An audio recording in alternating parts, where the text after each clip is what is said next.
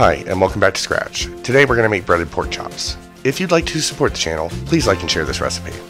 For this, we'll need about 2 pounds of bone-in pork chops, 1.5 cups of Panko breadcrumbs, 3 tablespoons of vegetable oil, a teaspoon of salt, a teaspoon of paprika, a half teaspoon of black pepper, a half teaspoon of garlic powder, a quarter teaspoon of onion powder, and a quarter teaspoon of celery seed. We'll start by preheating our oven to 425 degrees Fahrenheit.